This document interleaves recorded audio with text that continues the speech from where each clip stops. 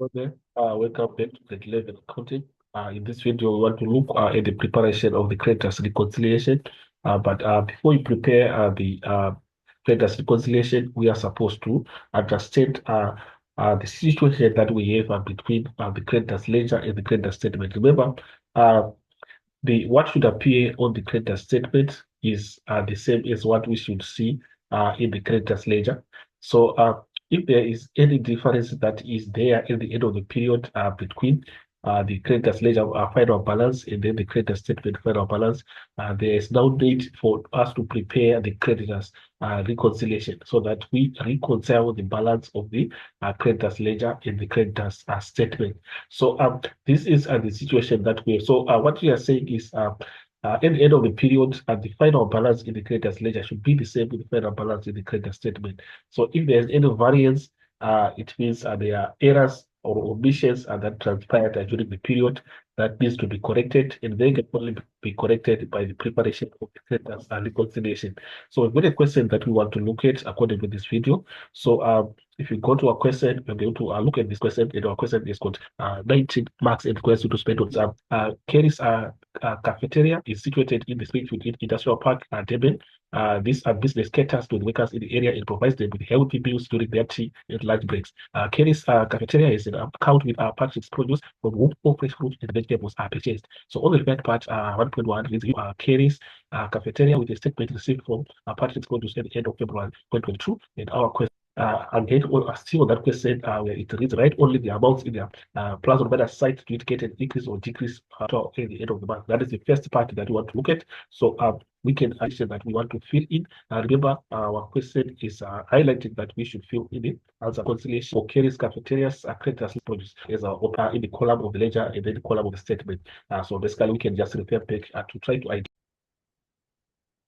So if you go down and try to see the information that you are given in the question, you are given information A, whereby you are given balances of 28 February 2022 before the completion of the creditors reconciliation. So these are the balance that we have. Obviously, the creditors ledger, as indicated, is going to be a balance of 5,650 rands, and then we've got statement from our purchase produce, we've got 6,750 rands. So these are going to be the open balances in our creditors reconciliation.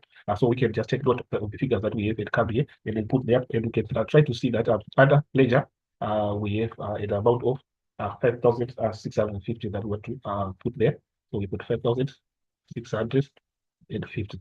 And then other statements, we fair back again, we put 6,750. And then we go to error number one that we want to see. This is error number one ledger of Kerry's cafeteria should have been 6,700 and not 7,600. So first, opening balance is incorrect. It should have been 6,700, it's not 7,600, which means we have got a bigger opening balance that was there than what was supposed to be there. So we try to calculate the difference that is there by saying 7,600, and then subtract case. If you subtract there, you see that you are going to get a difference of 900.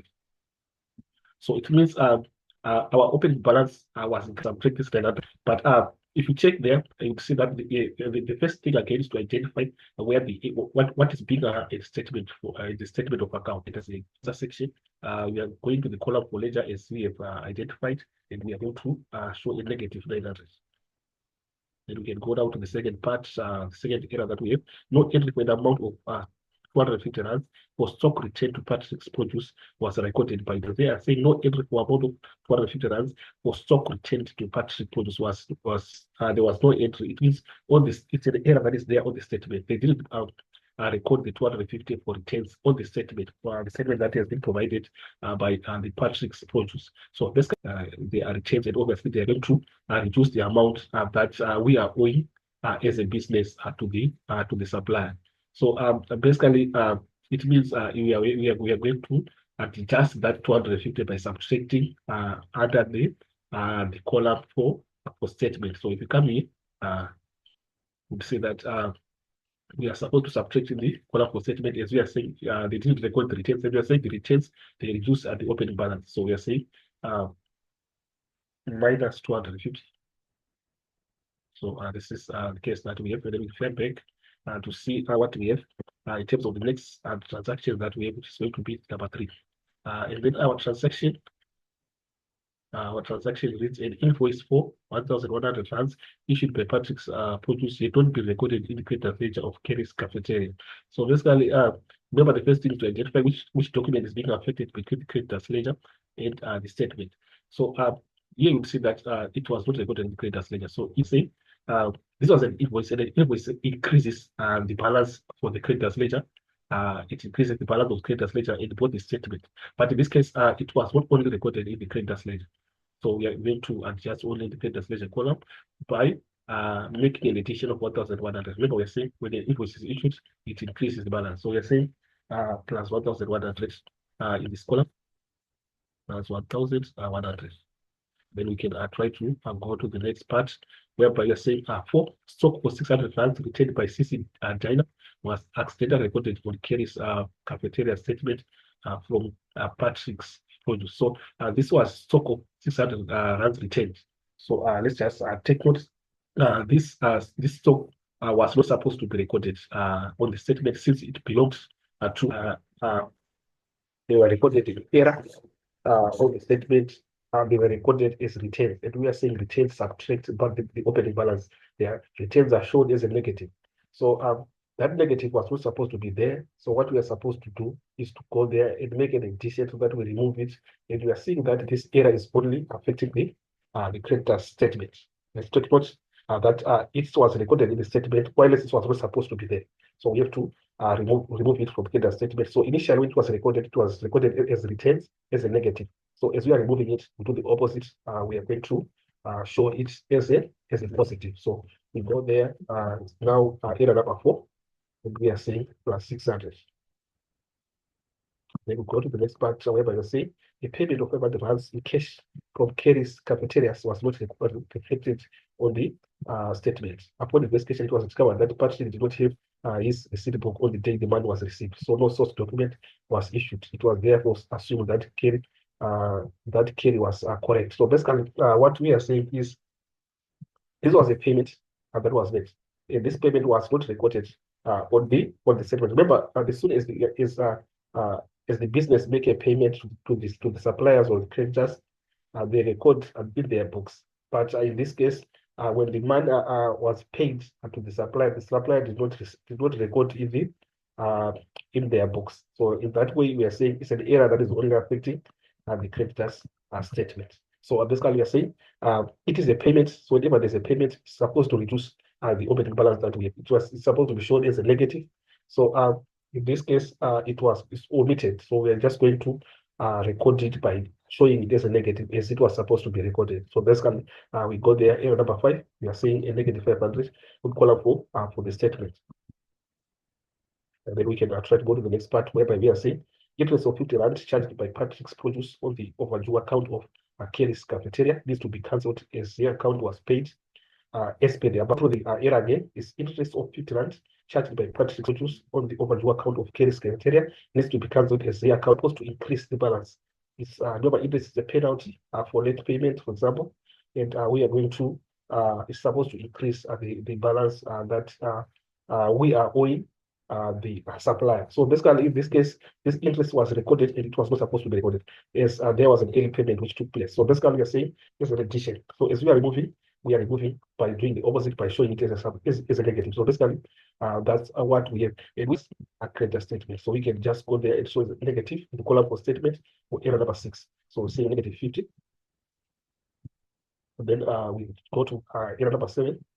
So on error number 7, it reads an invoice of 350 rands received from Patrick's produce was recorded as a debit note in the creditors ledger of Kerry's cafeteria. We're saying it's an error in the creditors ledger. So remember, this scenario that we have here is we are having a scenario whereby it's in the form of a tier account, whereby we are sourced as creditors ledger of Kerry's cafeteria received from Patrick's house, but it was recorded as a debit note. So it was supposed to be credited in the creditors ledger, but it was recorded as a debit note, which means it was debited. So it's appearing here on the debit side, while it was supposed to appear on the credit side. So what is 350 on the credit, so that you remove this 350 that is on the debit side, and you enter again another 350 to enter twice on the credit side.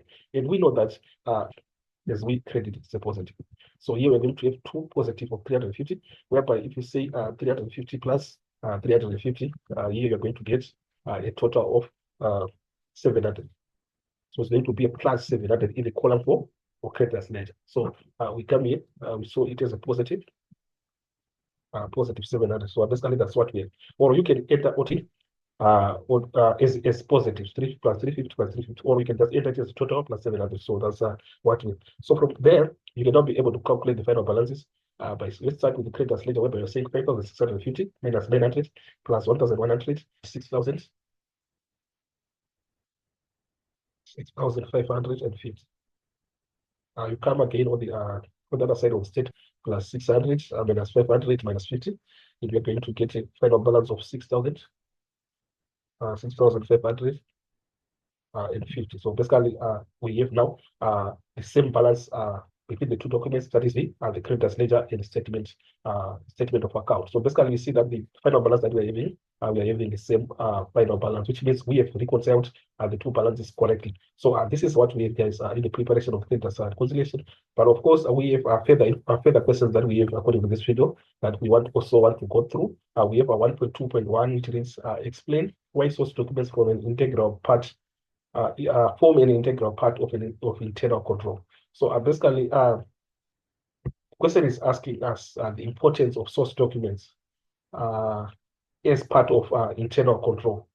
So remember, the internal controls these are systems that are put in place to make sure that the risks associated with handling transactions in the business are handled in a proper way. So basically, that's what we have. So now the importance of source documents, you are going to see that source documents are part also they act as proof that a transaction is okay. So basically, that's how they become an integral part of the internal control. They act as proof that a transaction is okay. And you'll see also that they mark at the beginning of the accounting cycle. They are part of the initial stages of the accounting cycle, whereby the information in source documents is going to be used in the preparation of the journals or the subsidiary books. So you're going to see that as we prepare the subsidiary books, for example, we prepare the debtors journal, we prepare the creditors journal, we also prepare those cash journals, cash receipts journals, cash payment journals. The information that we use to enter that we enter in those journals, we take those information from source documents. So that's how important these source documents are. So we can just go to the answer section and try to summarize as such. So we are saying on the second part, 1.2.1, we can try to bring our first point as saying they are proof, they are that a transaction is a point that you can try to put. Then the second one, draw up the subsidiary books. So that's how they are important as part of the internal control. So basically, that's what we have checked out of our marks, and that of course is true marks. So obviously, we can just put 1 point. 1.2. Patrick's assistant has advised him to stop accepting cash payments from business that he delivers fresh produce to. He's advised to request that all payments are made electronically using the customer's account number as the reference. Discuss two advantages of this. So basically, the question is asking you the advantages of using transfers as opposed to payments using cash. So basically, you'd see that there are many advantages that you can deduce from that. Remember, cash, there are many risks that are associated with cash payments, security reasons, the money might be stolen, or even the person that is transporting that cash also might also get hit along the way. That is also a risk that is associated with cash payments, or the money might be stolen. We are saying it also becomes a very, very disadvantaged position of using cash payments. So basically, we can just try to see. Remember, the question is asking for two advantages. So you are going to see that the first point that is that money cannot get lost using. Remember, we are using electronic payments. So that's the advantage, and also convenience in terms of convenience is the payment using the electronic payments are faster, so it is more convenient. So we can just try to bring it in as the second advantage. Uh, Electronic transfers, electronic payments, convenience. The safety cannot only be explained from the point of view of the safety of the money, but it can also be explained from the point of view of the safety uh, of the personnel that is going to handle the money. They might even get killed along the way by the robbers, which is also a risk that we can also take into consideration. So basically, that's what we have, guys, according to this video. So let's take note. Our question has got 19 marks. So this is what this is a typical examination questions, examination question that we have looked at. And let's take note of more typical examination questions are going to be uploaded on this channel. So let's stay tuned. Let's subscribe and share. Let's share the link to our colleagues who are doing grade 11 accounting. We'll meet again in the next video. Yes, for this video, I'm out.